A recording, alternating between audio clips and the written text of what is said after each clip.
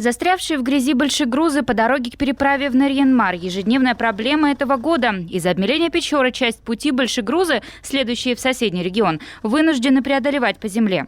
На ваш взгляд, как нужно проблему решать? Ни у кого денег на это не найдется. Там уж сами сломаются машины, чините, забуксовало, тащите. Как вы? А другого пути нет? А дорогой только DHL на самолете.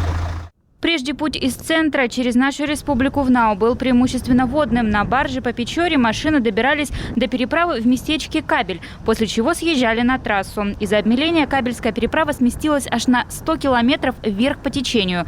Впредь это расстояние приходится преодолевать по земле, а части, порядка 20 километров, по Усть-Цилимскому зимнику. Он, к слову, совсем не должен использоваться в теплое время.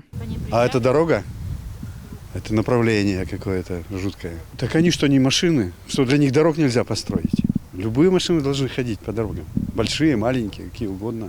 Нарьян-Маровские большегрузы, говорят власти Усть-Цилимы, убили зимник всего за несколько недель. Еще бы, ведь весовое ограничение для такой дороги в это время года не более 5 тонн. Но гостей из соседнего округа этот факт будто не заботит. Между тем, возможность транспортной доступности для усть-цилимцев зимой с каждым днем снижается. Зимник, по идее, для этого не используется. Просто там сухо, и машины ездят легковые. Она никаким образом не предназначена для тяжелых грузов. Поэтому, когда нарьян-марцы с своими тяжелыми фурами пошли, буквально на второй день они ее продавили. Тем более, часть дороги идет по болоту. Мы, в принципе, их то и сейчас понимаем прекрасно, что им нужно завозить товары и на большую землю выезжать, они через нас выезжают. Мы ведь не против того, что они есть. Просто давайте там уже примиримся все-таки.